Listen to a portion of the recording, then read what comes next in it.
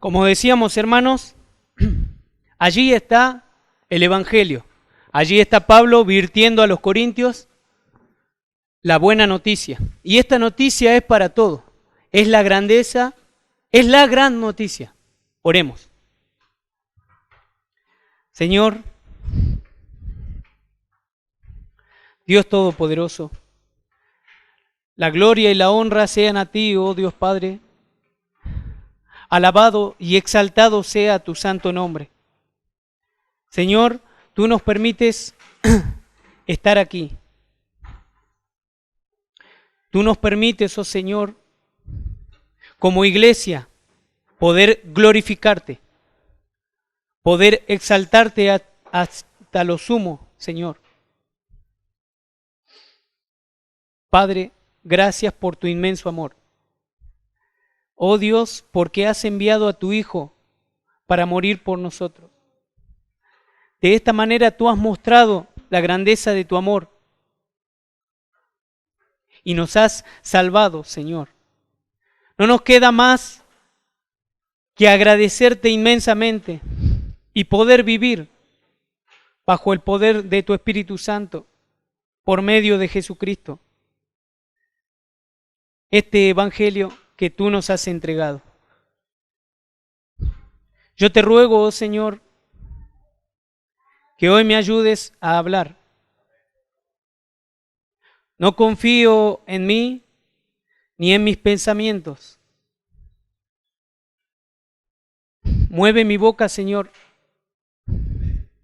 y ayúdame a decir tu verdad, a proclamarla, oh Señor, como tú nos has enseñado,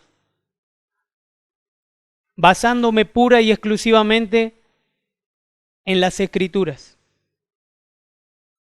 Pon oído en mis hermanos para escuchar y para comprender, y tu Espíritu, Señor, hablándonos como iglesia, para esperarte a ti, oh Señor, que vendrás,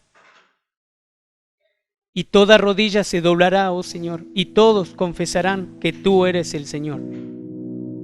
En el nombre de Jesús el Cristo, amén. Amén, hermanos. Y como decíamos, este es el Evangelio. Este es el Evangelio que Jesús predicó. Este es el Evangelio que se ha predicado a lo largo de todos los tiempos. Este es el sublime y glorioso Evangelio. Aquellas noticias que salvaron y pueden salvar a toda la humanidad, hermanos. Ese Evangelio nos puede librar de la ira y del juicio de Dios. Este es el Evangelio de Jesucristo. Amén, hermanos. En el contexto en el que Pablo viene hablando es en la primera carta a los Corintios, ¿sí? Pablo exhortaba a aquella iglesia acerca de cómo debían conducirse y buscaba expresarles cómo solucionar los problemas que ellos tenían. Y ya finalizando su carta, les vuelve a mencionar el Evangelio. Debemos tener en cuenta, hermanos, que Dios desde los tiempos antiguos ya anticipaba a su pueblo que Él tenía que levantar o que iba a venir un profeta al que ellos tenían que escuchar y obedecer, un profeta que iba a traer buenas nuevas, buenas noticias. Deuteronomio 18:18.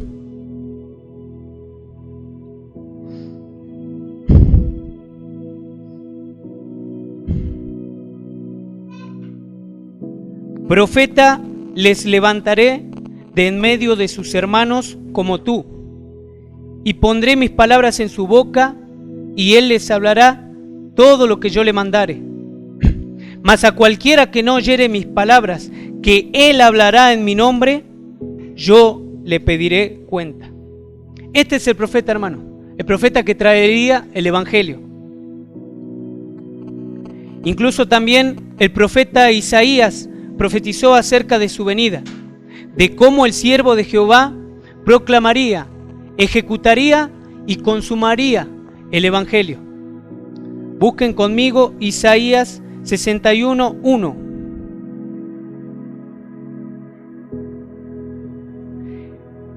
El Espíritu de Jehová, el Señor, está sobre mí, porque me ungió Jehová, me ha enviado a predicar buenas nuevas, me ha enviado a predicar el evangelio a los abatidos, a vendar a los quebrantados de corazón, a publicar libertad a los cautivos y a los presos apertura de la cárcel. Amén, hermanos. También Isaías profetizaba, y antes de que Jesús llegara, Juan el Bautista también anticipaba su venida y preparaba el camino para que Él viniera. Este es el Mesías predicado, hermanos, aquel Mesías que proclamaba diciendo, Marcos 1:15,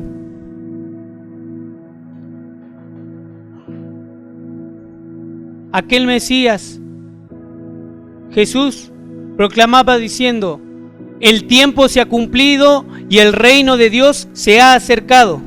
Arrepentíos y crean en el evangelio. Esas eran las palabras, hermanos. Jesús no vino con un evangelio superficial como quizás se ven hoy en muchos lugares. No vino preguntando si los trabajos y las economías de las personas estaban bien. No vino preguntando si las personas se sentían bien emocionalmente, si tenían problemas familiares, y tampoco los acompañaba a repetir una oración de fe para que el Señor entrase en su corazón. Él no hacía eso. No les decía que tenía un plan maravilloso para sus vidas. Jesús conocía a todos los hombres. Él sabía lo que había en cada corazón. Él miraba y penetraba con su mirada. Penetraba hasta partir el alma y el espíritu y los llevaba a la búsqueda del arrepentimiento y la fe en el evangelio.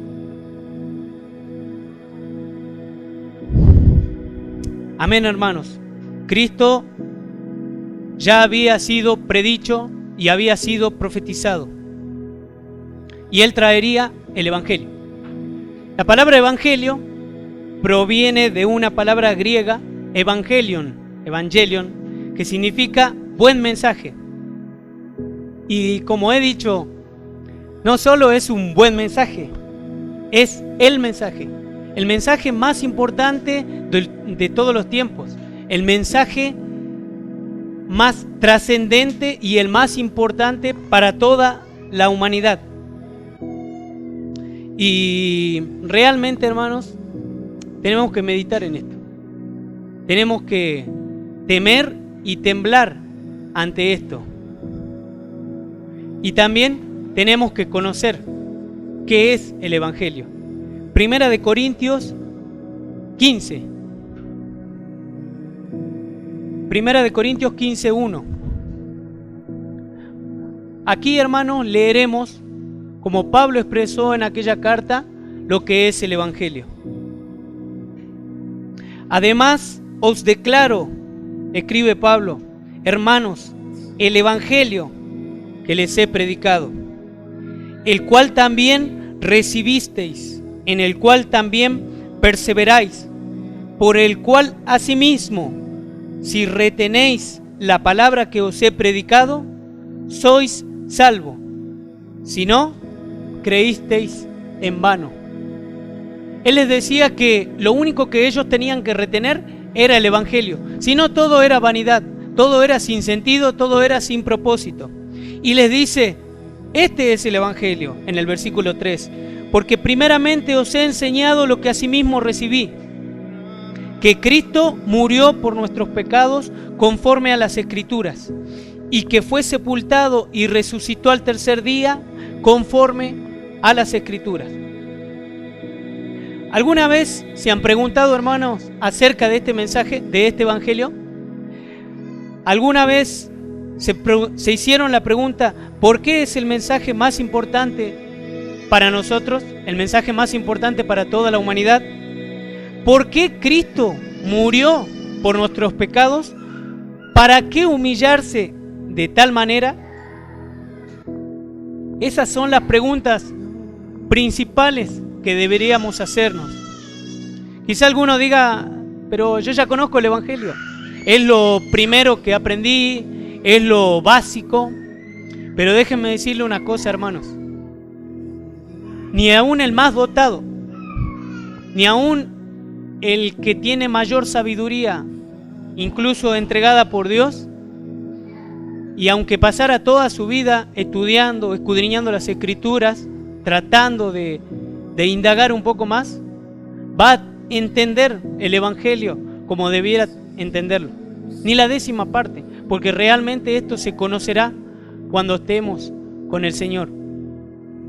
Incluso Pablo, como vemos en las Escrituras, una mente brillante, los dones que tenía entregados por Dios, él mismo decía, grande es el misterio de la piedad. Incluso para Pablo era un misterio, con todo lo que Dios le había dado a Pablo, incluso para él era un misterio.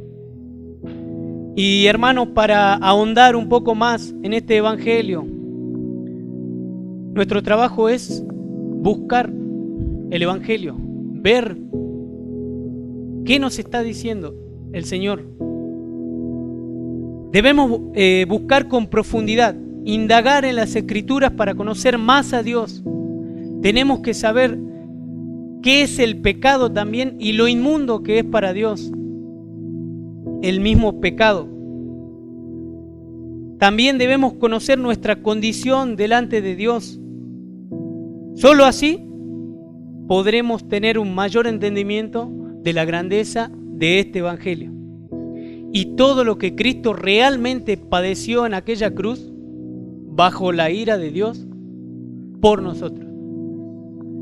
Amén, hermanos. ¿Qué es el evangelio, hermanos? Romanos 1:16.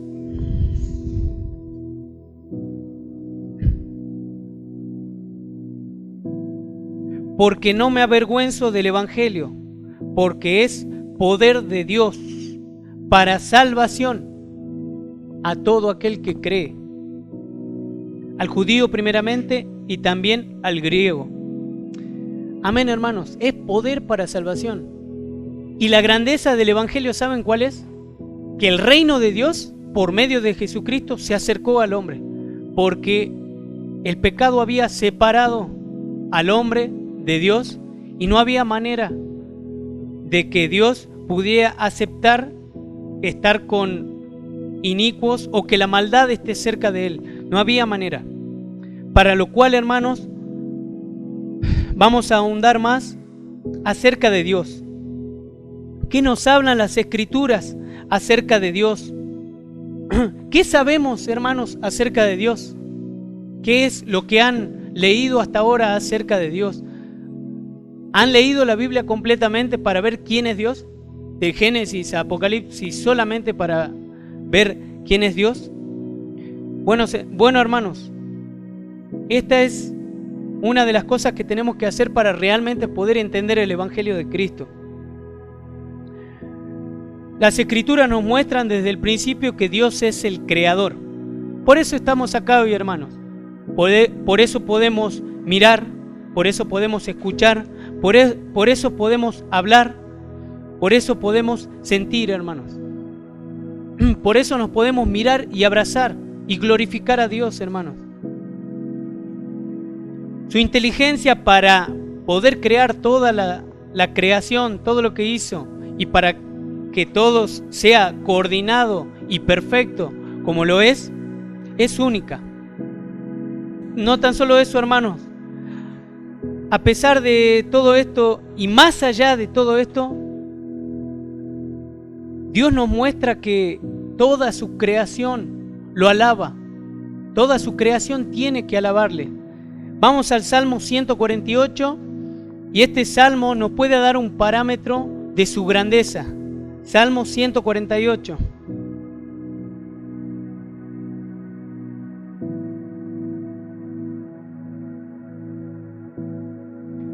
Alabad a Jehová desde los cielos, en las alturas, todos sus ángeles, todos sus ejércitos, sol, lunas, estrellas, cielos de los cielos, aguas que están en los cielos, todo alabe el nombre de Jehová.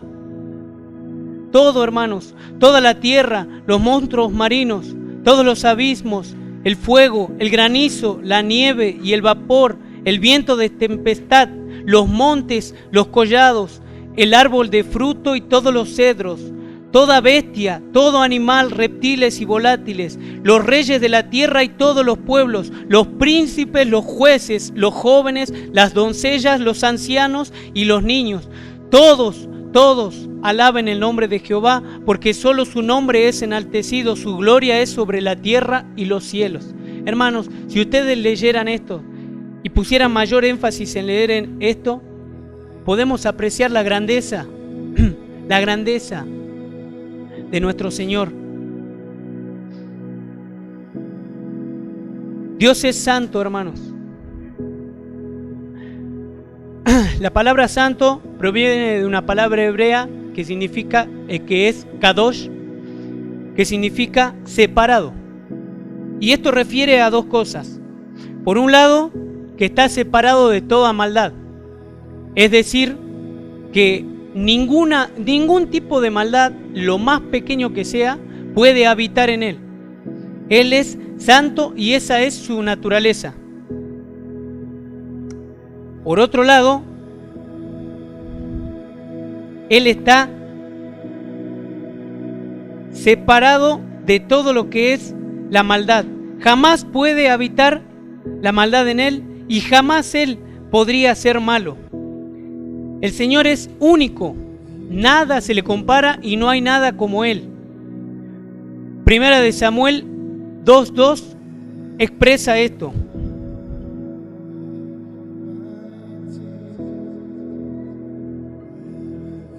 Primera de Samuel 2:2. No hay santo como Jehová, porque no hay ninguno fuera de ti y no hay refugio como el Dios nuestro. El Señor es extremadamente santo. Job 15:15. He aquí, en sus santos no confía, ni aun los cielos son limpios delante de sus ojos. Nada se compara, hermanos, con su extrema santidad. Y el Señor no tiene absolutamente nada que ver con la maldad. Él es incomparable, hermanos. Isaías 40:25.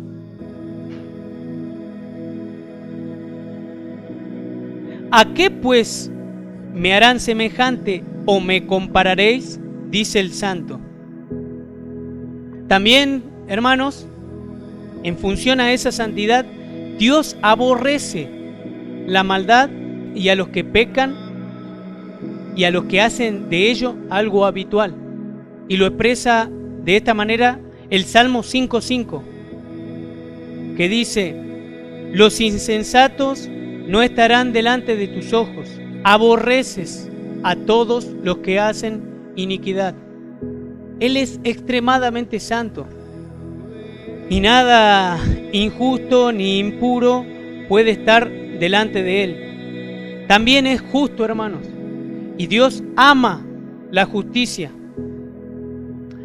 Esto quiere decir que ama su ley y exige que cumplamos sus mandamientos.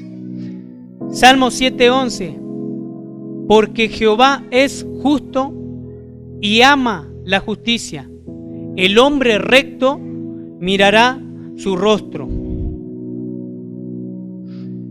Él es juez justo, hermanos. Por esta razón, como un juez justo, Él tiene que hacer cumplir la justicia ante todos aquellos que infringen su ley. aquellos que no cumplen la ley de Él tienen que ser condenados. Y así también Él está odiando a todos los que hacen injusticia y está enojado con todos los impíos. Aunque quizás pensamos que Dios no se enoja, sí, Él se enoja, como lo leemos en las Escrituras. Salmo 7:11. Dios es juez justo y Dios está airado contra el impío todos los días. Amén, hermanos. Dios está enojado contra aquellos que infringen su ley. Pero también Dios es amor. La palabra amor proviene del griego ágape, como nos ilustró nuestro hermano en predicaciones anteriores. Y básicamente refiere a una entrega incondicional por el bienestar del ser al cual se ama. También para esta palabra, amor, en el griego se traduce ahava, que significa yo doy. Y nuestro Dios expresó el amor, su amor, de la siguiente manera. Juan 3:16. Porque de tal manera amó Dios al mundo que ha dado a su Hijo unigénito, para que todo aquel que en Él cree no se pierda, mas tenga vida eterna. Amén, hermanos. De esta manera Dios ha expresado su amor. Y así, hermanos, podemos indagar acerca de las Escrituras para ver cómo es la personalidad de Dios, cómo es su amor, cómo es Él. Las Escrituras muestran, Él es clemente, misericordioso, bondadoso, fiel, es Señor, preeminente, omnipresente, omnisciente, soberano, magnífico, todopoderoso. Dios es Rey, grande, excelso, sublime. Dios es todo, hermanos. A Él sea la gloria y la honra. También, hermanos, dijimos que es importante saber lo que es el pecado y cuán aborrecible es para Dios. Cuando se habla de pecado, se habla de transgresión de la ley. ¿De qué ley? De la ley de Dios. Pecar es fallar en función a esa ley. Es no dar en el blanco. Imagínense a un tirador que está tirando y cada vez que tira falla. Tiene el blanco, tira, falla, tira, falla, tira, falla. Básicamente, el pecado sería eso, tirar y fallar. Hacer algo, fallar, eso es el pecado. Y debemos tener en claro, hermanos, que Dios odia el pecado. Que no tan solo no le gusta, sino que lo odia y lo aborrece.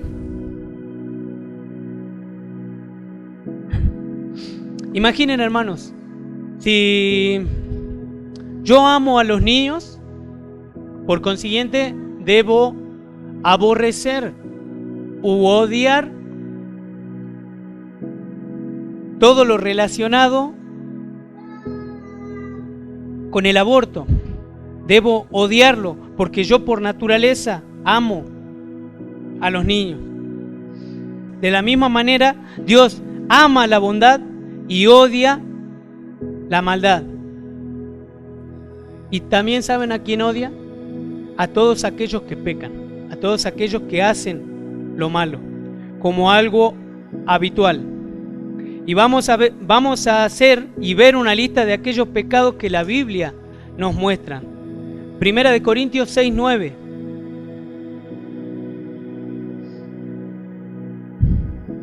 Piensen, hermanos, vamos a leer esto. Si alguna vez en toda su vida llevaron a cabo este tipo de cosas. Primera de Corintios 6:9. Fornicación, idolatría. Idolatría es crearse en la mente un Dios falso. Eso aplicaría al día de hoy. crearse un Dios a nuestra propia semejanza y como tal que a mí me permita hacer lo malo sin enojarse, sin causarle ningún tipo de disgusto. Adulterio, homosexualidad, robo o hurto, avaricia, borrachera, malas palabras y todo tipo de estafa. Gálatas 5:19 también nos dice más acerca del pecado. Adulterio, fornicación, inmundicia, lascivia es toda pasión desordenada, idolatría, hechicerías, enemistades, pleitos, celos, iras, contiendas, disensiones, herejías, envidias, homicidios, borracheras, orgías y cosas semejantes a esto. Esto es el pecado, hermanos. Y todo aquello que tenga que ver con esto, Dios lo aborrece. Esto fue lo que produjo la separación entre Dios y los hombres, empezando por Adán, que fue quien primeramente transgredió la ley de Dios. Indefectiblemente todo aquel que transgrede la ley de Dios tiene que ser condenado por Dios, porque es un juez justo. Y la condena para recibir la ira de Dios es el infierno. Esa es la condena para recibir la ira de Dios ahí. Romanos 6:23. Porque la paga del pecado es muerte, mas la dádiva de Dios es vida eterna en Cristo Jesús, Señor nuestro. Amén, hermanos. Así es. Esto es el pecado. Y esto es lo que produjo la separación entre Dios y los hombres. El hecho de haber pecado separó al hombre de Dios. Dios como creador creó al hombre para que señorease sobre toda su creación y para que viviese conforme a su ley sin desobedecer sus mandatos. Pero lamentablemente fue lo primero que el hombre hizo. Y de esta manera Dios tuvo que desecharlo y expulsarlo de su gloria. A partir de ese momento, la maldad aumentó más y más. Y el hombre, por aquella maldad, merece la muerte, que como dijimos, es la condena de Dios. Romanos 5:12. Por tanto, como el pecado entró en el mundo por un hombre, y por el pecado la muerte, así la muerte pasó a todos los hombres, por cuanto todos pecaron. Todos los hombres pecaron, hermano. Todos hemos pecado. Y algunos no lo saben. Si hiciéramos una encuesta a las personas si son buenas o malas, ¿qué creen que respondería? La mayoría respondería que es buena persona. Y eso le permitiría, de acuerdo a sus propios pensamientos, que entraran directamente al cielo, porque son buenas personas, porque no hicieron maldad a sus ojos. Pero veamos esto, veamos lo que nos muestran las Escrituras. Romanos 3:10.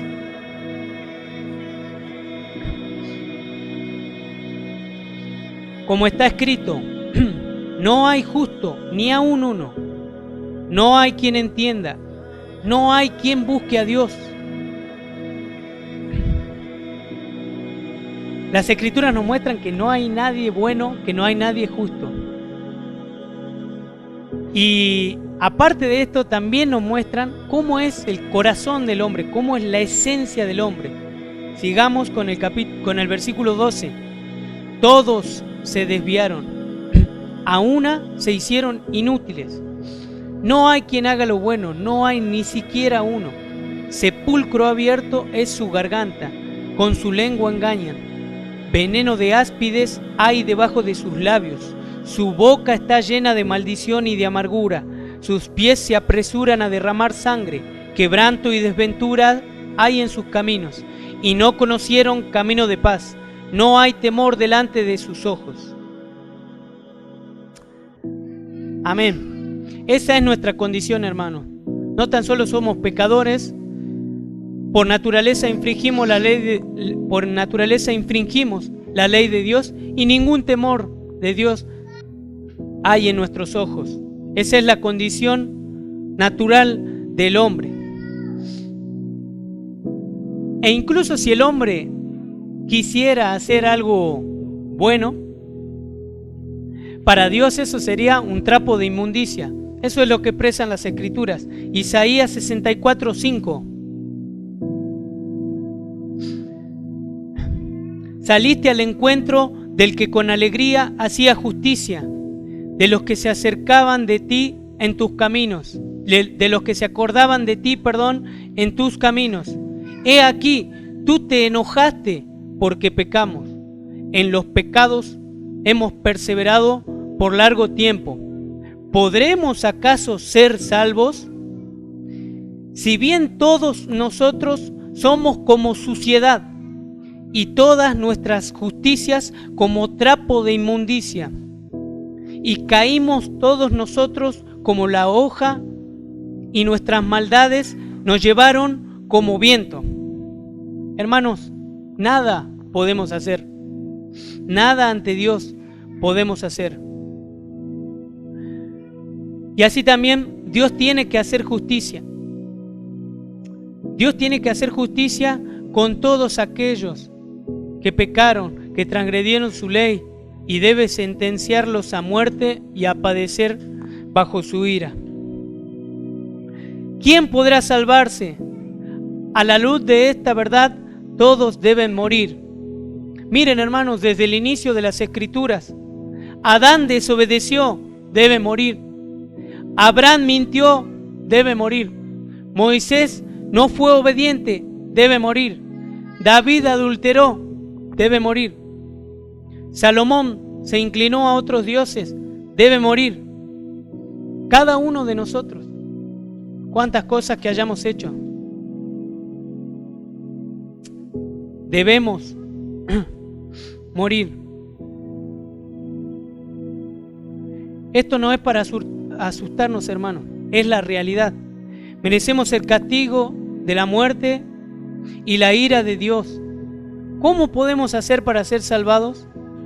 No podemos hacer nada.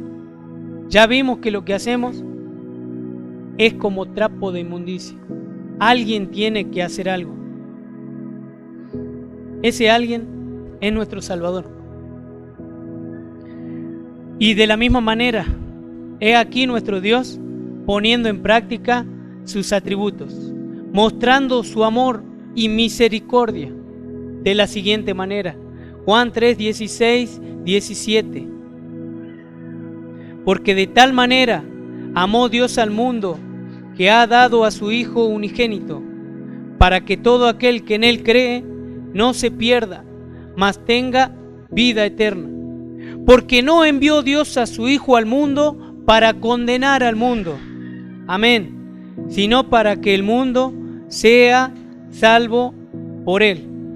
Esto es una consolación, hermanos, porque Dios no nos condena por medio de su Hijo. Dios tiene que declarar culpable a todos aquellos que violaron su ley.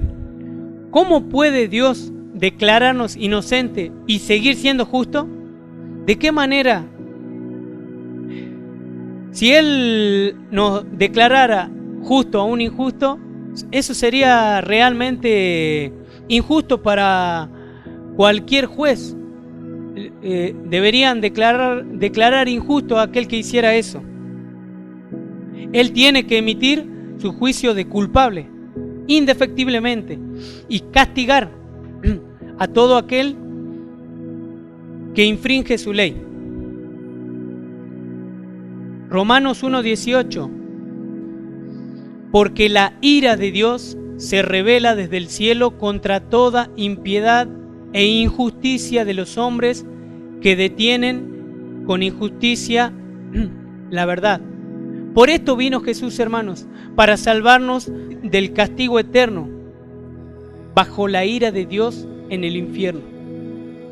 No nos damos una idea de lo que es la ira de Dios, de lo que ello significa. Sin embargo, podemos ver cómo las Escrituras muestran lo que es la ira de Dios. Nahum 1:3.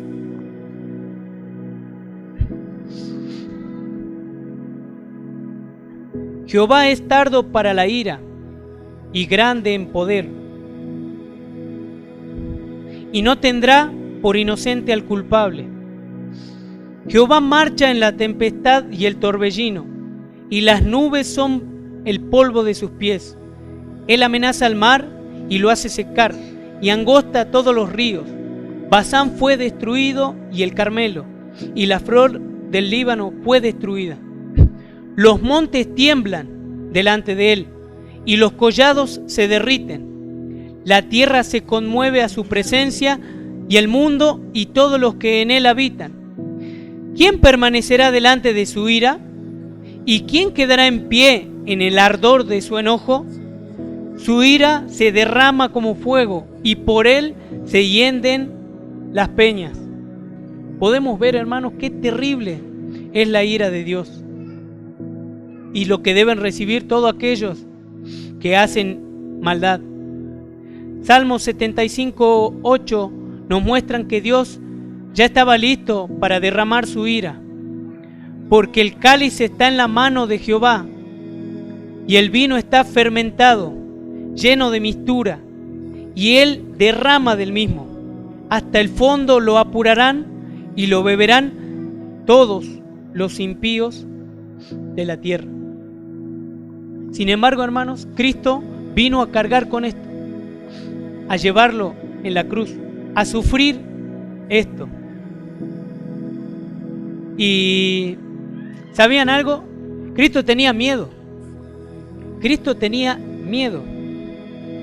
Pero él no tenía miedo por una corona de espinas, por latigazos, por clavos, por una cruz. No tenía miedo. Incluso hombres a lo largo de la historia fueron crucificados, fueron quemados, y sin embargo ellos iban gozosos, iban cantando himnos. Incluso hay hombres que miraban morir a su familia y cantaban himnos, como aquel hombre de la India que veía quemarse a su familia y sin embargo cantaba: he decidido seguir a Cristo, hasta que él también murió. Imagínense si ellos gozosos iban a la cruz o morían quemados y no tenían miedo. Cristo no tenía miedo de esas cosas. Cristo tenía miedo de la furia de su papá, de la ira de Dios. Una vez un hermano me contaba que cuando era niño había desobedecido a su papá, y cuando vio que su padre se acercó a la casa, del miedo que tenía se escondió en el baño, porque sabía que iba a ser castigado. Cerró con llave, tratando de escapar del enojo y castigo de su papá. Obviamente, Cristo iba a temer el castigo de su padre, pero lo más glorioso, que no por su desobediencia, sino por la desobediencia de todos aquellos que violaron su ley. Miren un poco cómo tenía miedo Jesús.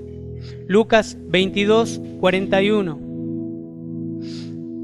Y él se apartó de ellos a distancia como de un tiro de piedra, y puesto de rodillas oró, diciendo: Padre, si quieres, pasa de mí esta copa, pero no se haga mi voluntad sino la tuya. Se le apareció un ángel del cielo para fortalecerte, y estando en agonía, oraba más intensamente, y era su sudor como grandes gotas de sangre que caían hasta la tierra. Él estaba en agonía, hermanos. Oraba y le decía: Señor, pasá de mí esta copa. pero que se haga tu voluntad. ¿Quién, sino el mismo Dios, para soportar su propia ira? Por esto, hermanos, era necesario que viniera Jesús. Nadie podía soportar, incluso los montes, como dicen las Escrituras, se derriten ante la ira de Dios.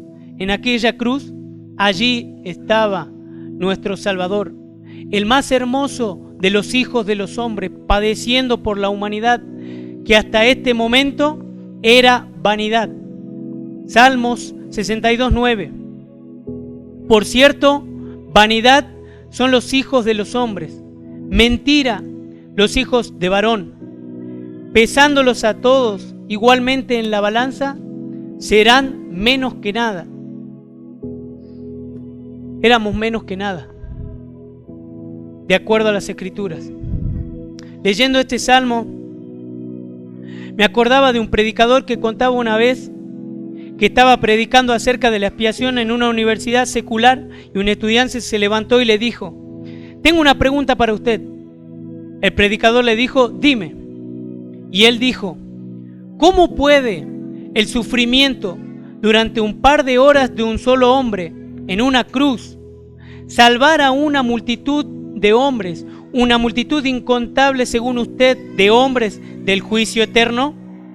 Y el predicador le dijo: hijo, lo dijiste para hacer el mal, pero Dios lo utilizará para hacer el bien. Gracias por hacer esa pregunta. Ahora sentate.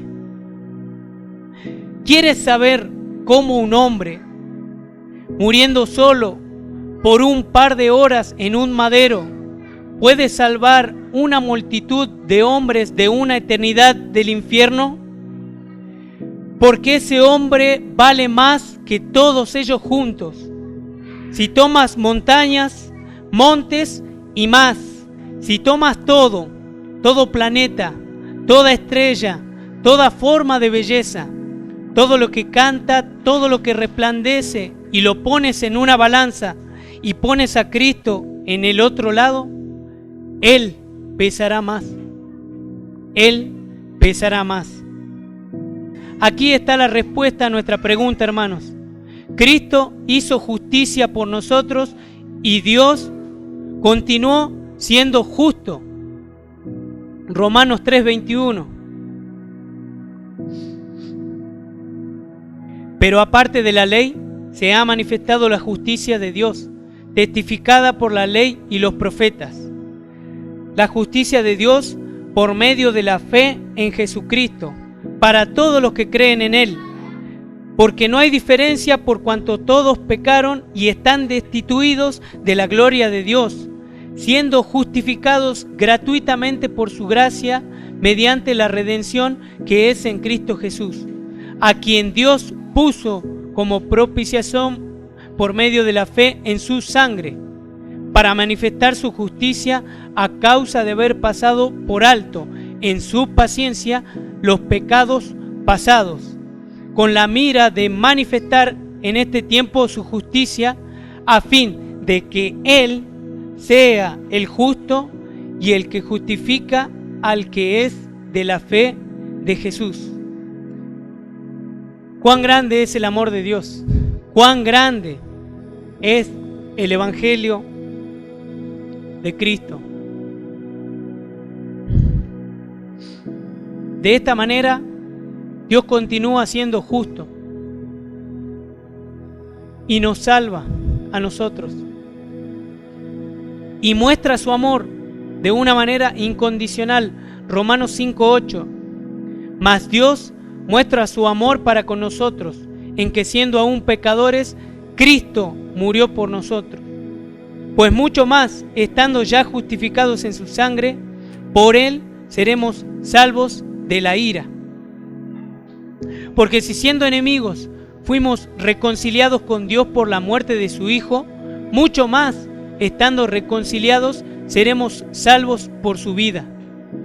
Y no solo esto, sino que también nos gloriamos en Dios, por el Señor nuestro Jesucristo, por quien hemos recibido ahora la reconciliación. Amén, hermanos. Nosotros hemos pecado. El Señor mostró su justicia por medio de su Hijo Jesús. Él continuó siendo justo porque emitió el juicio de culpable, pero fue hacia Jesús. Por eso fue condenado y nosotros quedamos absueltos. Somos libres, hermanos. Y no tan solo eso, sino nos reconcilió con Él. Hermanos, Jesucristo nos ha salvado de la muerte eterna. Y no tan solo eso, nos reconcilió con Dios y nos hizo sentar en lugares celestiales. A todos aquellos que aún no creen en Él o que viven su propia vida practicando el pecado ante Dios, Cristo dice: arrepiéntanse y crean en el Evangelio. Cuando dice arrepiéntanse, se refiere al cambio de la disposición mental, al cambio de opinión, a cambiar en la forma de ser y en la forma de hacer las cosas. Y para todos aquellos que hemos creído, Dios dice: ámenme y guarden mis mandamientos. Y como hemos dicho al principio, hermanos, Primera de Timoteo 3:16, búsquenlo conmigo.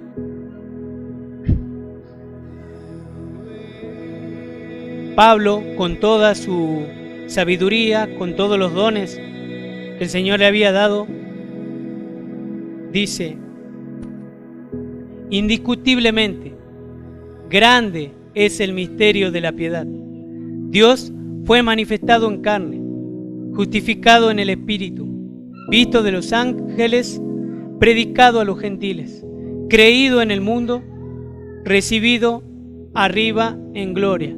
Toda la gloria, toda la honra, toda la majestad sea a nuestro Dios. Amén, hermanos. Gracia, misericordia y paz de Dios nuestro Padre y del Señor Jesucristo sea con cada uno de ustedes.